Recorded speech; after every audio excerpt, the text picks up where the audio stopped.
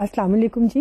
Today I'll introduce the theory. I'll also do with you the history of mass communication theories, and along with that I will also deal with you mass society concept. इसमें फिर हम आगे जो बढ़ेंगे उसमें फिर हम propaganda की थेरीज भी करेंगे और फिर साथ साथ हम ये भी देखेंगे कि प्रोपेगेंडा क्या है.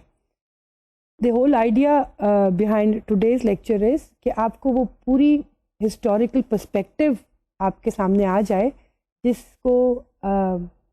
जिसकी बेस बन के different theories on mass communication बनी. Before I begin again, I want you to understand a concept, social sciences. Social sciences का concept क्या है? Social sciences का concept ये है कि जैसे कि हम एक physical world को pure science के असूलों से समझते हैं और वो क्या तरीका होता है कि जी एक कॉज होता है और एक उसका अफेक्ट होता है. इसी तरह हम जब सोसाइटी को स्टडी करने की कोशिश करते हैं तो उसमें भी हम फिर कॉजल रिलेशनशिप्स ढूंढ रहे होते हैं और वो जो कॉजल रिलेशनशिप्स हैं when we are doing it through scientific methods that is called social sciences. Mass communication के अंदर भी जब मैस कम्युनिकेशन को भी जब हम पढ़ने की कोशिश करते हैं उसमें भी हम एक सोसाइटी का और मैस कम्युनिकेशन या मैस मीडिया का आपस में रिलेशनशिप देख रहे होते हैं. ये रिलेशनशिप जो हम देख रहे होते हैं इसको हम दो तरीके से देखते हैं. एक होता है हिस्टोरिकल पर्सपेक्टिव और एक होता है साइंटिफिक पर्सपेक्टिव. आज जो मैं आपके साथ डील करूँगी वो हिस्टोरिकल पर्सपेक्टिव के साथ आपके साथ मैं मैस कम्युनिकेशन थेरीज को I will try to understand the theories of mass communication from historical perspective. I also want to explain to you one term, causal relationship. Now when I say causal relationship, इसका मतलब ये होता है कि एक चीज़ किसी चीज़ के ऊपर असर अंदाज होती है और जब हम सोसाइटी के अंदर एक मीडिया का असर सोसाइटी पे देखना चाहते हैं तो we are also basically looking how much is media responsible for bringing certain changes in the attitudes or values or behavior of the people who are living in the society. There's one other concept that you must also try to understand, the concept of theory. Now, what is a theory? अक्सर लोग आपने सुना होगा कि लोग कहते हैं कि जी हमारी थेरी इसके बारे में ये है, या जब भी कोई मसला होता है जब वो उसको सोल्यूशन उसका ढूंढने की कोशिश करते हैं तो कहते हैं कि जी इसका ये हमारे जहन में इसकी ये थेरी है. इसी तरह जो सोशल साइंटिस्ट्स होते हैं या जो सोसाइटी को समझने वाले स्कॉलर्स होते हैं वो भी कुछ थेरीज डेवलप करते हैं, वो भी कुछ प्रोपोजिशंस देते हैं, वो भी कुछ आइडियाज़ देते हैं so that they can understand a relationship between one thing and another thing in a society. Now the media scholars have also been doing the same thing. They've also been giving us ideas, they've also been giving us their understanding of what is the role of what is the relationship between media and society. But before I proceed further, let's look at a couple of definitions of theory that probably will help you in further understanding of the concept theory. One of the definitions of theory is any set of ideas which can help make sense of a phenomena, guide action or predict a consequence. अब आप इस definition को देखें तो वो क्या बता रही है हमें? वो ये बता रही है कि थेरी कुछ सेट ऑफ आइडियाज़ होते हैं, कुछ सेट ऑफ बिलीफ्स भी कह सकते हैं आप, कुछ सेट ऑफ अजम्पशंस हैं जो कि एक सोशल साइंटिस्ट या कोई भी शख्स अपनाता है ताकि उसको सोसाइटी के अंदर कोई एक्शन जो हो रहा है उसको वो समझ सके, या वो ये समझना चाह रहा है कि जी क्या कॉजेज़ हैं इसकी वजह से माशरे में ये चीज़ हो रही है, या क्या कॉजेज़ हैं इसकी वजह से माशरे में ये चीज़ हो जाएगी.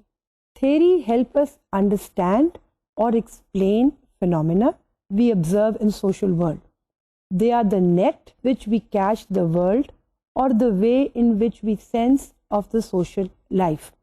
अब इसका भी हम देखें, अब वो ये है कि it's human nature that they don't want to leave anything in nature unanswered, और वो कोशिश करता है कि जो भी उसके सामने फिनोमेना आ रहा है या जो भी उसके सामने कोई चीज़ है जिसको उसको समझ में नहीं आ रही तो वो कोशिश करता है कि उसको समझे, और जो उसकी कोशिश होती है उस चीज़ को समझने की उसमें जो वो अपने आइडियाज पेश करता है, वो थेरी है.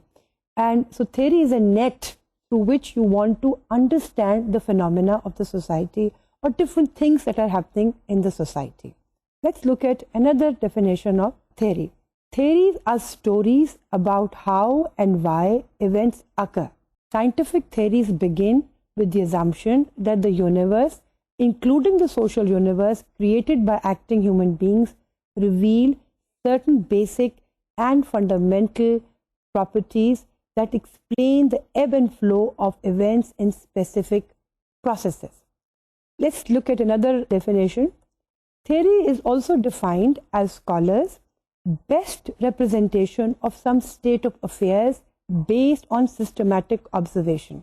इसका मतलब कुछ ये है कि थ्योरी को कुछ इस तरह भी समझा जाता है, जो सोशल साइंटिस्ट हैं जो वो तरीका अपनाते हैं माशरे को समझने के लिए through systematic observation. Let's look at the term systematic observation. Systematic observation ये है कि एक चीज़ होती है कि आपका दिल चाहा या आपके दिमाग ने चाहा कि जी ये बात ऐसे ही होगी, तो आपने उसको बयान कर दिया.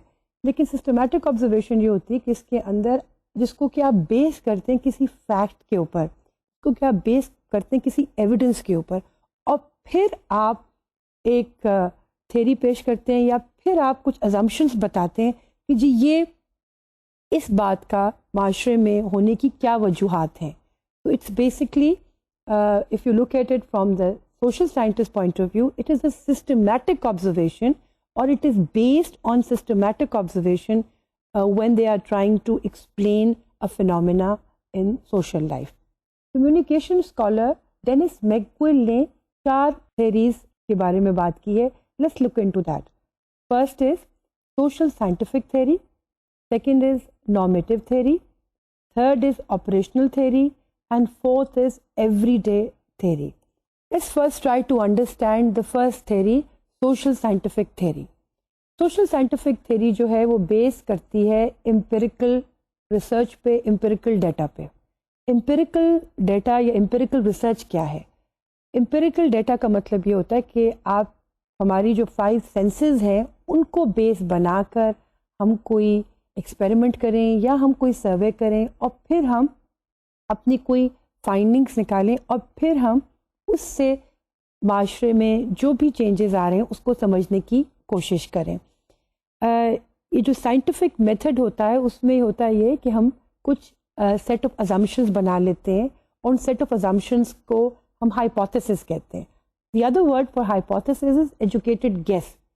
Now how it works is कि पहले हमारी कुछ ऑब्जर्वेशंस होती हैं, फिर हम उन ऑब्जर्वेशंस को सामने रख कर कुछ स्टेटमेंट्स बनाते हैं और उसमें हम कुछ वेरिएबल्स बनाते हैं कि जी इस वेरिएबल का इस वेरिएबल के साथ कोई ताल्लुक है या नहीं है. Let's take the example, if you want to see whether media has any kind of effect on children और whether media has any effect on people's voting behaviour, तो व्हाट हैपेंस इज कि we can come up with the statement कि more the people watch television more they will be politically aware. अब हमने 2 set of assumptions बना ली, एक TV watching habits और एक हमने बना लिया पॉलिटिकल अवेयरनेस. ये एक हमने सेट ऑफ अजम्पशंस जो हैं उनको सामने रखकर फिर हम सर्वे मेथड कर सकते हैं या एक्सपेरिमेंटल मेथड कर सकते हैं और फिर हम देखते हैं, फिर हम स्टडी करते हैं कि लोगों की टीवी वॉचिंग हैबिट्स क्या हैं, कितना देखते हैं, कौन कौन से प्रोग्राम देखते हैं और उसका ताल्लुक उनके पॉलिटिकल अवेयरनेस के साथ कितना है. हम पॉलिटिकल अवेयरनेस को देख सकते हैं कि वो उनका वोटिंग बिहेवियर कैसा है, वो कितनी डिस्कशन करते हैं पॉलिटिकल इश्यूज के ऊपर. So then we try to relate the things. So social scientific theory is deals और tries to understand a phenomena through a scientific way. And scientific way is कि आप अपनी हाइपोथेसिस बनाएं. Hypothesis क्या है कि आप अपने 2 या 2 से ज़्यादा वेरिएबल्स का आपस में रिलेशनशिप की स्टेटमेंट बनाएं और उसकी बेस के ऊपर फिर आप अपनी फर्दर रिसर्च कंडक्ट करें, एक्सपेरिमेंट्स कंडक्ट करें या सर्वे करें. Second theory according to McGill are normative theories. Normative theories वो थ्योरीज होती हैं जिसके बारे में ये सोचा जाता है कि जी माशरे में इस तरह से होना चाहिए. Let's look at the definition of normative theories. Probably that will help you further. This form of theories explains how ideal media ought to operate within a specific system of social values. Such theory usually stems from the broader social philosophy or ideology of a given society. इसमें आप ये देखें तो the whole contention of these kind of theories is कि in a society what role should media play और ideally media का क्या role होना चाहिए माशरे में. इसको ब्रॉडली देखा जाए तो इसका मतलब ये है कि कुछ लोग ये समझते हैं कि एक सोसाइटी के कुछ आइडियोलॉजी होगी, कुछ उसके प्रिंसिपल्स होंगे और उन प्रिंसिपल्स को सामने रखकर media should play a role. जैसे कि अगर डेमोक्रेटिक सोसाइटीज़ हैं या तो सो कॉल्ड डेमोक्रेटिक सोसाइटीज़ होती हैं, वो ये कहती हैं कि जी डेमोक्रेटिक सोसाइटी में everybody must have a freedom of expression, they must have a right to believe, they must have a right to practice what they believe in. Now, in such societies, media should play a role according to the requirements of this philosophy of being a democratic society. Like similarly, अगर कोई society जो है वो communist है या socialist है तो उनके भी कुछ आइडियल्स हैं, उनके भी कुछ वैल्यू सिस्टम है, तो मीडिया जो है उन वैल्यू सिस्टम को सामने रख कर तो अपना एक किरदार media should play a role accordingly. Similarly, supposing if there is an Islamic society और उस Islamic society के भी कोई Islamic society के भी कुछ certain values हैं, certain belief system है, so media should play a role keeping those value system in mind and then present certain things and also do not present certain things. अगर कोई authoritarian society है तो उसमें यह है कि उसकी भी एक फिलॉसफी है, एक माशरा has accepted authoritarian society, so again media has to play a role according to that particular philosophy. These are called normative theories. The third theories which Dennis McGill propounds is, or the third kind of theory that he says are the operational theories. Operational theories ये होती हैं, वो भी होती तो normative theories हैं, like कि जी what media should do in a society. But operational theories आपको ये भी बताती हैं कि this is what media should do and this is how media should do और this is what media can do. Let's look at the definition of operational theory also according to McGill. He says this kind of theory is normative but with a practical bent. It involves not only how media should ideally operate but how they can operate to meet specific ends. Now this means कि एक तो होगी जी theoretical बात कि जी ऐसा होना चाहिए, ऐसा होना चाहिए, ऐसा होना चाहिए. अब ऐसा अगर होना चाहिए तो फिर इसको करने के लिए क्या करना चाहिए. Let's take an everyday example. जैसे अगर आपकी टीचर आपको कहती हैं कि बच्चों अच्छे बच्चे बन जाओ, नेक बच्चे बन जाओ, this is the theoretical side. फिर हम पूछते हैं कि जी आपका मतलब क्या है अच्छे बच्चे बनने से या नेक बच्चे बनने से. The teacher further explains. Now from the theoretical side you are coming to the practical side. Then the teacher says कि अच्छे बच्चे का मतलब ये जो बच्चे रात को जल्दी सोते हैं, सुबह जल्दी उठते हैं, नमाज पढ़ते हैं, अपना वज़ू करते हैं, दांत साफ करते हैं, नहाते हैं, कपड़े पहनते हैं, वक्त पे स्कूल से निकलते हैं. Now what is happening? She is actually defining for you what अच्छे बच्चे are or what good children are. So similarly जो ऑपरेशनल थेरीज होती हैं वो आपको एग्जैक्टली बता रही होती हैं कि अगर एक सोसाइटी के ये वैल्यू सिस्टम है तो उस वैल्यू सिस्टम को ऑपरेट करने के लिए what are the things that are required. Let's take the example. This is usually applied in news making process. जी न्यूज़ मेकिंग प्रोसेस में आपने किस तरह से क्या क्या चीज़ें आपने डालनी है तो you will be following your ideology of the society. These are called operational theory. The fourth kind of theories are common sense theories. Now, उसको हम कहते हैं everyday or common sense theories of the media. Now, what I mean by everyday common sense theories of the media are the theories which people like you and I make every day. हम लोग वो हैं कि जो हमारी कुछ observations होती हैं और फिर उन ऑब्जर्वेशंस की बेस के ऊपर हम कोई ना कोई बात करते हैं। जैसे अक्सर लोग तो यूँ बात कर रहे होते हैं कि जी आजकल के जो बच्चे हैं वो बहुत फास्ट हो गए हैं, बहुत तेज़ हो गए हैं, तो फिर हम कहते हैं कि फिर हम उस पर एक थ्योरी करते हैं कि जी इसलिए हो गए क्योंकि they are watching too much television. So what is happening? We are giving our theory about why the children are behaving in a particular manner. Similarly, हम ये कहना चाहेंगे जी कौन सा मीडियम ज़्यादा पावरफुल है। कुछ कहते हैं कि जी टेलीविज़न बहुत पावरफुल आजकल हो गया, कुछ कहते हैं कि जी अखबार हो गया। And then we have our own reasons to say this thing कि why is television a very powerful medium, or maybe you can also say कि no, instead of television, radio is a very powerful medium. And then he can come up with such reasons and say कि जी radio इसलिए है क्योंकि radio की जो पहुंच है वो उन लोगों तक भी है जहाँ पे बिजली नहीं है, and it's a cheap medium and anybody can buy a transistor. So if somebody is like farmers are working in the field, you just have to pick up a transistor and listen to the music and listen to other messages that are being communicated. So the thing is, it is you and I who are making different assumptions about the different things that are happening in the society.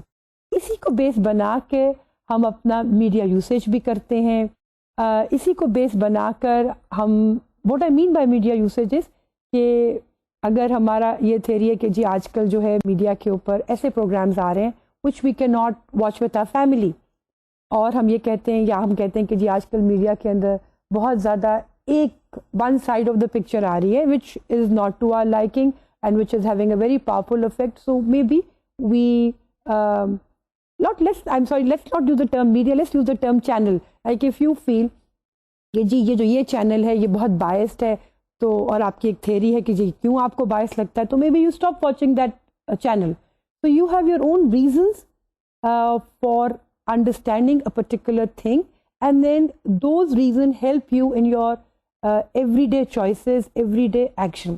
So another theories that another kind of theories that Meg will put forward is everyday or common sense theories. इन चार के अलावा एक और भी theory को we must consider that also. They are known as critical theories. Critical theory जो है, it's very interesting that you must understand the concept of critical. Critical का जो कॉन्सेप्ट आया है वो बेसिकली कार्ल मार्क्स, जो कि एक बहुत बड़े फिलोसोफर गुजरे हैं, उन्होंने दिया. और he was basically critical of how the powerful और how the elite are controlling the have nots और the less powerful. So critical theory is a loose confederation of ideas held together by a common interest in the quality of communication and human life. Concerned with inequality and oppression, they not only observe, they also criticize. Concerned with the conflict of interest in the society and the ways in which communication perpetuates domination of one group over another.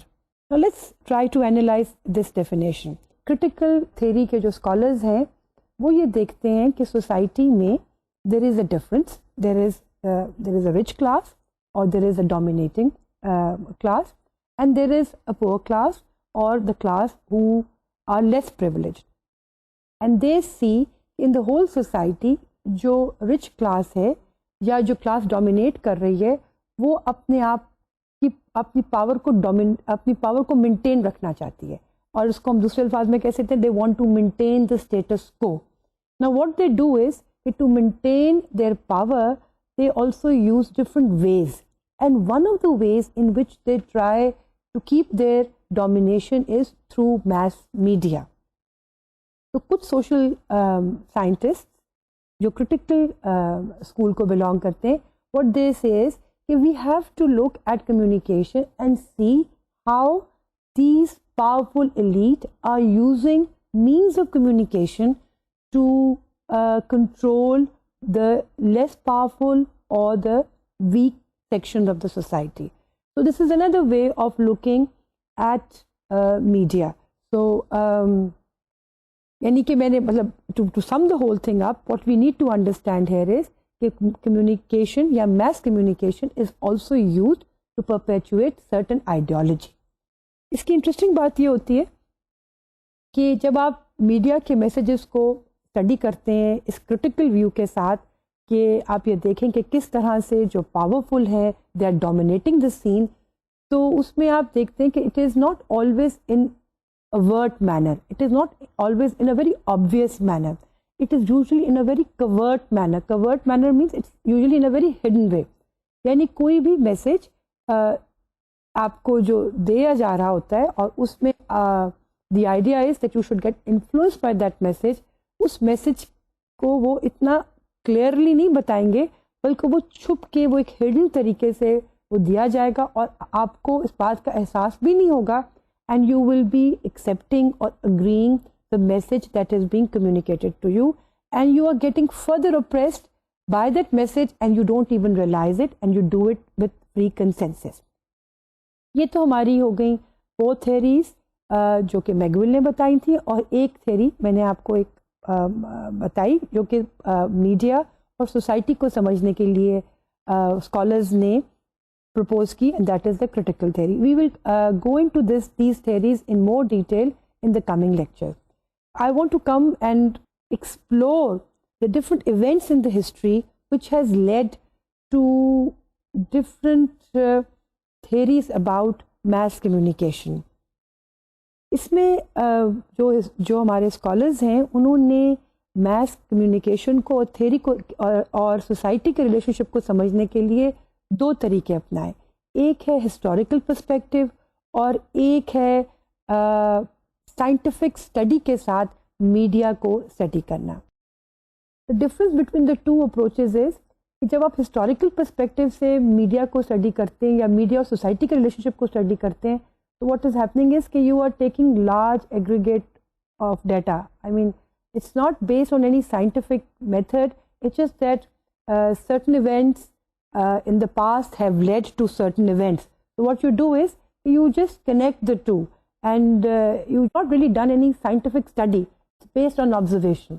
To understand the media effects in historical perspective, what we now need to look also is कि at what point in time the first printed word was published. और जब publishing शुरू हुई, that was the time when the people who were in power, जो government थी, जो religious powers थी, they felt threatened for the first time, and they somehow the other realized the importance of the print media or of the printed word. अगर हम history में देखें तो जब तक लोगों में लिटरेसी नहीं थी, जब तक लोगों के पास एक्सेस टू इंफॉर्मेशन नहीं था, they were controlled by government, by the people who were in power, and also by religious authorities. This scene I'm talking about, this is the European scene that I'm talking about. और Europe के अंदर जो religious powers थी और जो government थी, उन्होंने जब प्रिंट मीडिया का या प्रिंटेड वर्ड की पावर रियलाइज़ की, तो उन्होंने ये सोचा कि इसको हमने कंट्रोल भी करना है और इसको हमने इस्तेमाल भी करना है. और यही वजह थी कि उन्होंने कोशिश ये करनी शुरू की कि how can we use the print media to meet their own needs. So they started perpetuating their viewpoint, they started perpetuating the things which were in their favor. Similarly, they also started stopping such views which were contrary to their views, or any opposition views were being controlled or were being censored by the people who were in power. और जब इसको वो करने की कोशिश की, क्योंकि उनके जहन में ये था कि अगर हमने कंट्रोल किया तो अगर हमने ऑपोजिशन की वॉइस को कंट्रोल किया तो तभी हम इस काबिल हो सकें कि we can maintain our power. This was the philosophy behind the censorship. And so what happened was, if anybody would write anything against the government, or if they would write anything about the people, the religious elite, then they would be either given serious punishments, or they would be fined, or उनके जो newspapers थे वो confiscate कर लिए जाते थे, या जो उनकी प्रिंटिंग मशीन्स थी उनको कॉन्फिस्केट कर लिया जाता था. The reason being this elite felt that print word is a very powerful thing. अगर हम यूरोपियन हिस्ट्री में देखें तो in the mid of 16th century, that is in 1559, Paul IV, उन्होंने क्या किया कि he issued an index of prohibited books, which included banning of Protestants की जो बुक्स हैं. इसमें अगर हम थोड़ा सा यूरोपियन हिस्ट्री की तरफ जाएं तो हमें बेहतर समझ में आ सकता है.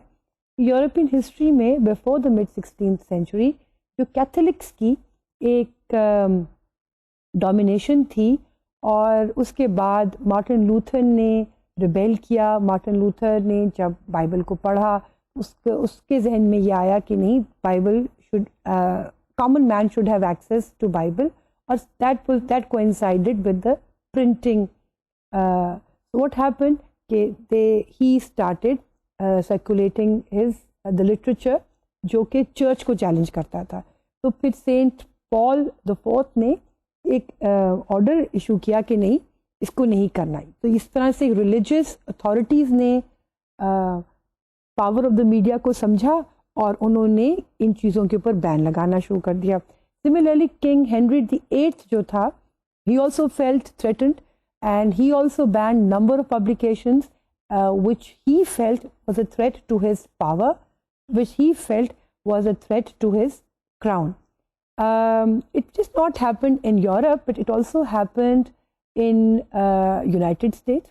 In the beginning of the 18th century, that is in the 1700s, people like Benjamin Franklin, जो उसका एक बहुत ही उसने भी फिलाडेल्फिया में एक magazine by the name of Aurora शुरू किया, which was very vocal and which was all for republicanism in United States. That was not liked by the government of that time, so that magazine was also banned. Benjamin Franklin was also fined number of times. So what happened was कि it's what we need to understand is कि print media जिस लम्हे आया है उसी लम्हे से लोगों ने अस्यूम ये करना शुरू कर दिया कि जो ये है ये बहुत पावरफुल मीडियम है. इस पे कोई साइंटिफिक रिसर्च नहीं हुई थी. ये सिर्फ बेस बनाया गया था on the basis of observation, और कहा कि जी जब हर एक पढ़ लेगा तो उस पर ज़रूर कोई ना कोई असर होगा. और वो उस डर और खौफ की वजह से they started controlling the print media. In fact, I would like to give you a quote from US judge, and he speaks about the press in this manner. He says, give to any set of men the command of the press, and you give them the command of the country. For you give them the command of public opinion, which commands everything. The point that he's trying to make here is कि अगर आपने press को free कर दिया तो आपने लोगों को अपनी ओपिनियन बनाने के काबिल बना दिया. So when if you going to do that, that means that you are giving everything to the public. So this was his observation कि when people are have free access to information, when people are free to make their own opinions, when people are free to voice their own opinions, what happens is कि that is the thing that one should be afraid of. Who is that one? That one is the people who are in power. So this was an interesting observation made by one of the judges of USA. It was just not the concern of the people who were in power that press has a powerful effect. It was also the concern of the society. इसको हम इस तरह से भी करते हैं कि उस ज़माने में ये भी समझने लगने लगे, ये भी समझ में आने लगा कि शायद मीडिया इज़ ऑल्सो रिस्पॉन्सिबल, और print media is also responsible for all the violence in the society and for all the ills in the society. ये जो प्रिंटिंग है ये असल में कोइंसाइड करती है इन यूरोप के अंदर जो इंडस्ट्रियल रेवोल्यूशन होती है. इंडस्ट्रियल रेवोल्यूशन जो है that brought lot of urbanisation. Urbanisation का मतलब ये है कि बहुत सी जो रूरल आबादी है, जो दही आबादी है, they started migrating to cities, और जब यहाँ पे आए तो उसको हम कहते हैं अर्बन एरियाज़ में, इसको हम कहते हैं अर्बनाइजेशन. जब अर्बनाइजेशन हुई तो नेचुरली ये जो mass migration थी from the rural areas to urban areas, it was not organized, and people were really working hard to establish themselves there. And naturally in this scene, इस time period के अंदर, क्योंकि life was so unsettled, so there were many evil that were also emerging. And since this was coinciding with the press, so they felt that maybe the press is responsible for all the new values that are coming in the society. And this also coincided with the concept of penny press. Now, what is penny press was कि cheap access to newspapers. Penny यानी सस्ता अखबार का एक concept भी आया, और सस्ते अखबार का मतलब ये था कि चाहे वो गरीब भी इंसान क्यों ना हो, उसकी भी एक्सेसिबिलिटी है टू इंफॉर्मेशन. लेकिन साथ में ही इस सस्ते अखबार ने अपनी प्रमोशन के लिए या उसकी ताकि पहुंच ज़्यादा लोगों में हो, वो ना सिर्फ सस्ता हुआ बल्कि साथ में उसके अंदर सेंसेशनलिज्म भी आ गई. साथ में उस और sensationalism included crime news, it included news which dealt with sexual content. And so what happened कि people became scared कि maybe this thing is responsible for bringing down the values in the society. या जो moral values माशरे में कम हो रही हैं, उसका भी वो भी penny press is responsible for that. So we also see in the West that there were a number of protests. There were also a number of times when people were actually burning the publishing houses or the publication centers which were publishing these kind of newspapers. So there was also a concern of the society even back early 19th century के अंदर, even in that early period में भी लोगों की concern थी कि जो हमारी society के जो norms हैं या society के जो values हैं, they are threatened by the print media. इसी से हम आगे चलते हैं. सो दिस इसकी वजह से एक सीवियर क्रिटिसिज्म भी आई, और इसी के साथ जो एक और जो बात आती वो ये आती है कि पेनी प्रेस के साथ एक कंपटीशन भी हुआ. कंपटीशन का मतलब ये है कि प्रेस के अंदर कंपटीशन हुआ. More and more newspapers started coming, and naturally when there are more and more newspapers they also wanting एक कंपटीशन होता है. अब उस कंपटीशन में they resorted to all kinds of tactics and tricks, और जिसमें कि one of the major things were how to bring sensationalism. More a sensational a newspaper is, more it would sell. So what happened was कि everything that was wrong in the society, media were made responsible for it. Society में जितने भी evil आ रहे थे उसको attribute किया गया print media के साथ.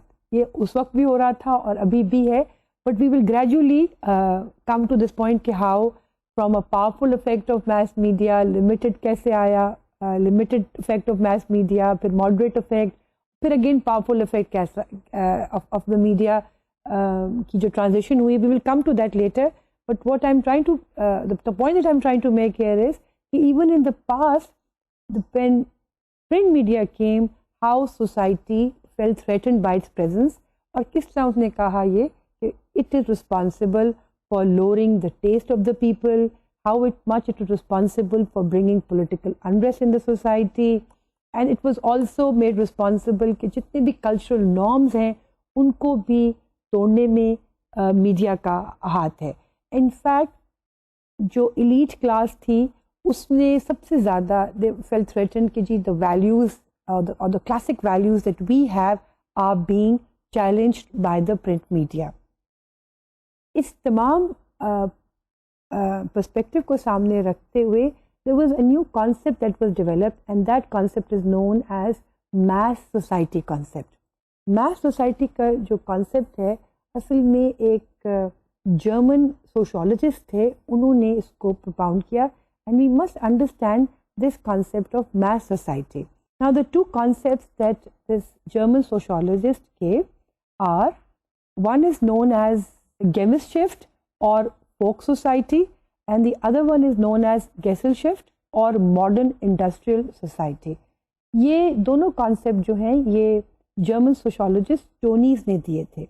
What he meant by the folk society was that people are bound by strong ties, like strong ties of a family. इसमें ये होता है कि they are dependent on each other, उनका एक value system है और वो उसके अंदर ही वो अपने आप को कंटेन करते हैं. उसके मुकाबले में जो अर्बन सोसाइटी है वो क्या कहे, जिसको कि मॉडर्न इंडस्ट्रियल सोसाइटी कहा गया है, उसमें the people are not bound by those strong cultural ties which the folk society is. So they are more open, they are not bound by their close society's norms. In fact, they are free to make their own choices.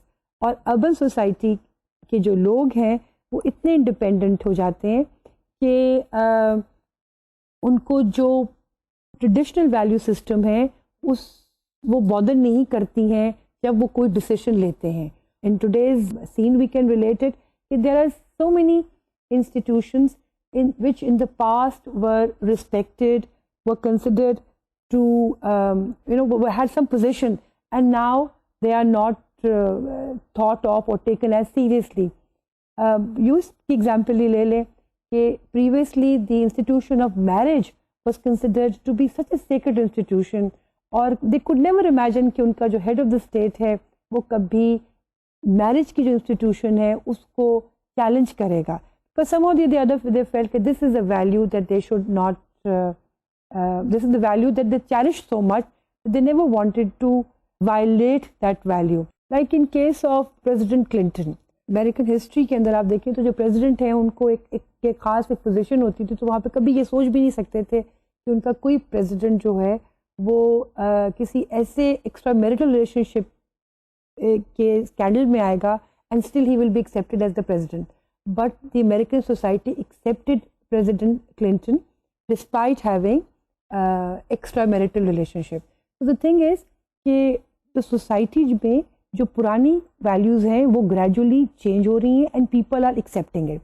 Now the thing है उसमें जो sociologist हैं, कुछ sociologist हैं वो ये समझते हैं कि जी इसका पूरा का पूरा जो इस value changing में जो the whole blame goes to the media. Media has been responsible for bringing disorder in the society. जैसे हम नहीं कहते कि आजकल जो है वो बच्चों ने बड़ों का अदब करना छोड़ दिया, and then we say it's thanks to the media, because in media they see the children are talking back to their parents, the children are moving their shoulders when they are talking to their elders. So they say they have seen it on the television, that's why they argue, that's why they refuse, that's why they do certain things. So this is how it was thought of at that time also कि जो shift हुई है from traditional conventional values to modern और industrial value, उसमें media का एक बहुत important किरदार है. एक फ्रेंच सोशोलॉजिस्ट एमिली दर्किम ने भी सोसाइटी के बारे में थ्योरी पेश की, और उसने भी सोसाइटी में जो सोसाइटी में जो डाइकोटमी है या दो पैरेलल ग्रुप्स सोसाइटी में आते हैं उसको भी उसने मेंशन किया है. one thing that she mentions is, or one group of people that she refers to is that in a folk society people have a solidarity like a machine.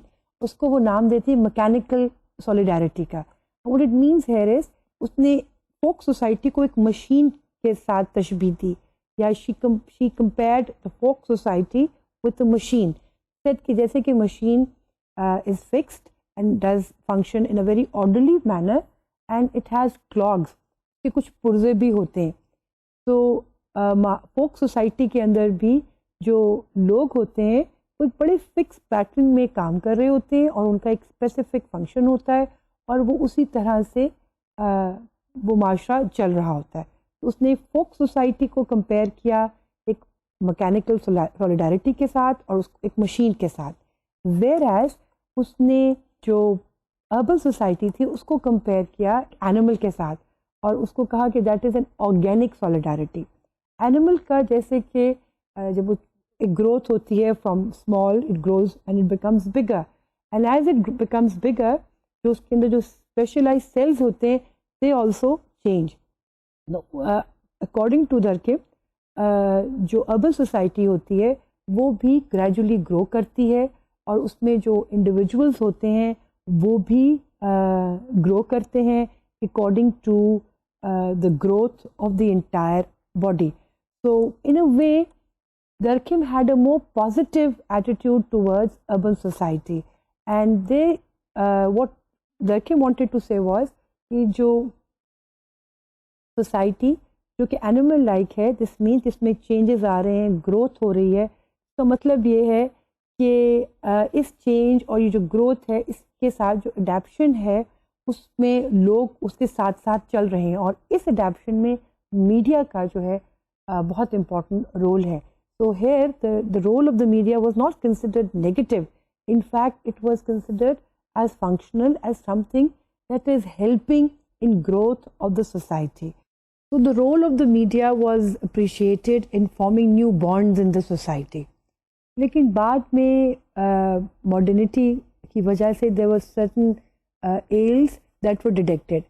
Now according to Durkheim, those to cure the society from those ails या वो जो उसमें खराबियाँ माशरे में आई हैं उसको दूर करने का तरीका ये नहीं था कि to revert back to the old folk system, but according to Durkheim the way of correcting the social evil और जो मोरालिटीज़ ख़त्म होगी वो that should be done by the sociologist, यानी कि he should find new methods of solving those problems instead of reverting back to the old values. और again उस Durkheim के नज़र में media could play an important role in correcting the people and in bringing out new things to check the social evils in the society.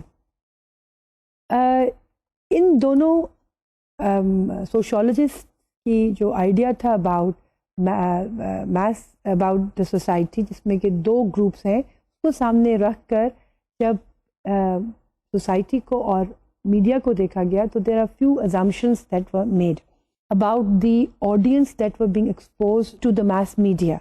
वो assumptions क्या हैं?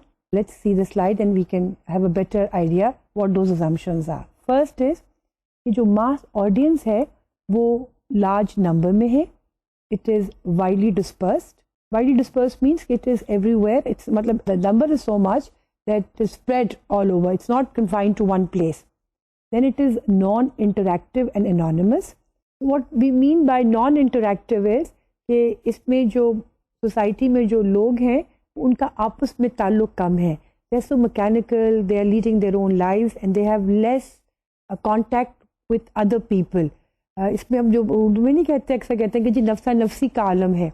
तो mass audience के बारे में भी ये कहा जाता है कि जी वो नफ्सा नफ्सी में हैं. They're also involved in their own work, that they don't have time to interact with others, or they don't have the time to sympathize with others, they don't have the time to understand other person's problems. Everybody is so busy.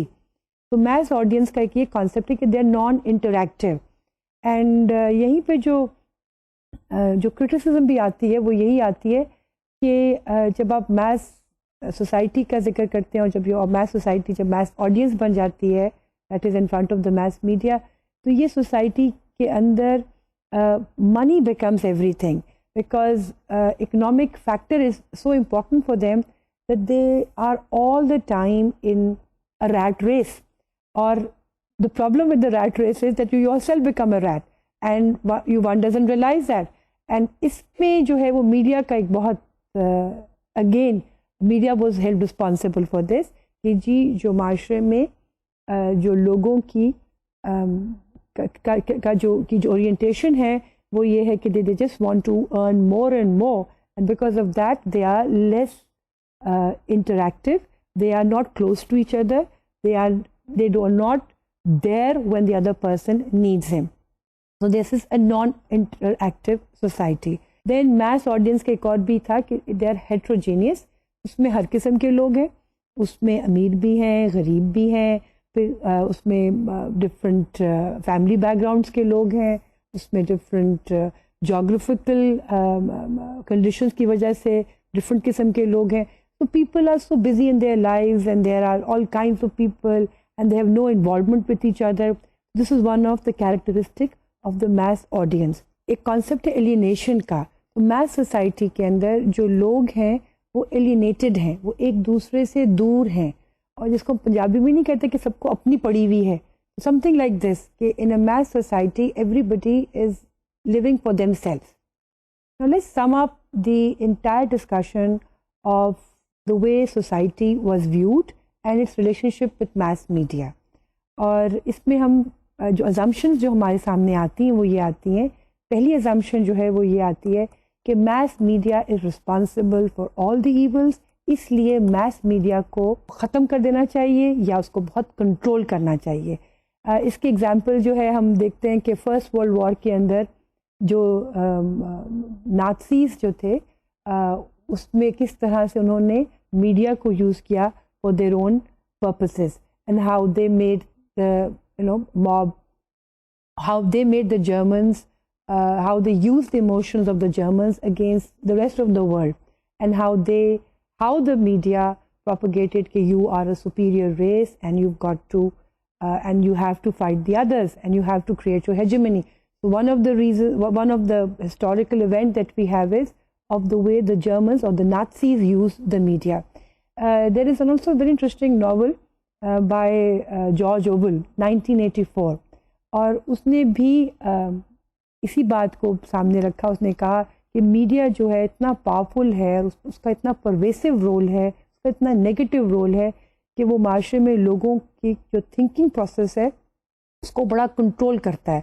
और उस control के process को वो कहता है जी the big brother का जो concept देता है कि जी the big brother is all the time watching you and the big brother, since the big brother is watching you, so you must have a controlled thought, controlled speech. और उसमें वो media को ही एक बहुत पावरफुल टूल के सामने की तरह इस्तेमाल करता है और कहता है कि how this is how people in 1984 would be controlled. So one of the things they said कि all the since media responsible for the evil in the society, it should either be completely wiped off or it should be controlled. Second assumption was media has a very very powerful effect and that powerful effect is always negative. So the assumption was कि people are empty vessels, जैसे कि वो बिल्कुल ही सोचते समझने की उनकी सलाहियत नहीं है और मीडिया जिस किस्म का मैसेज है जिस तरह से भी उनको मैनिपुलेट करना चाहता है वो कर सकता है।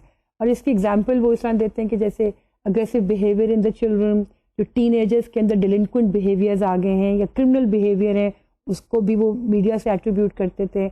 इसी तरह हाउस वाइफ्स जो कि रिबेलियन हो गई हैं वो भी उसको भी वो एट्रीब्यूट करते थे with the soap operas. Soap operas are those dramas जो रेगुलर बेसिस पे टीवी पे आते थे और मॉर्निंग सुबह के वक्त जो थी वो हाउस वाइफ्स देखा करती थी। तो जो उनके जो एटीट्यूड चेंजेस आए उसको भी एट्रीब्यूट किया गया विद द मीडिया।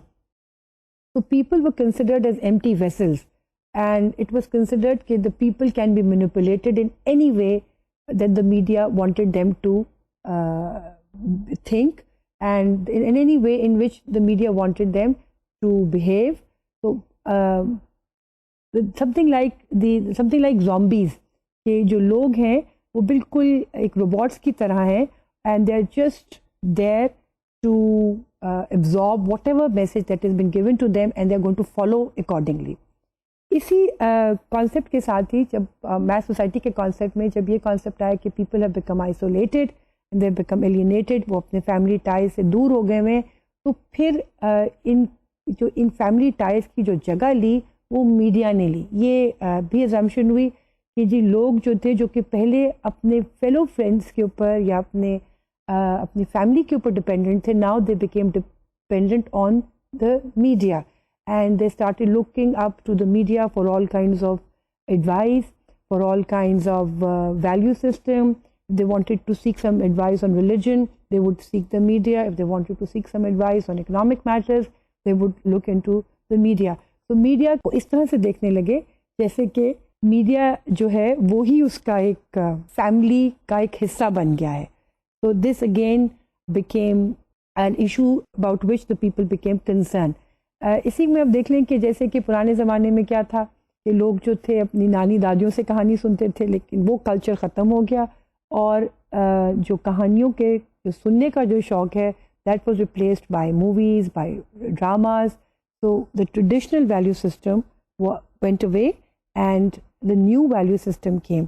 और जो ट्रेडिशनल फोक स्टोरी से जो वैल्यूज़ लोगों में जा रही थी वो ख़त्म हो गई और जो मीडिया जो वैल्यू सिस्टम अपने ड्रामाज या अपने मूवीज़ के साथ परपेचुएट करना चाह रहा था वो आ गया। तो media was held responsible for lowering the taste of the people. this concludes this session. In the coming session, inshallah ta'ala, we will do the different propaganda techniques. What are the theories about propaganda that became prevalent in that time. Till then, thank you very much.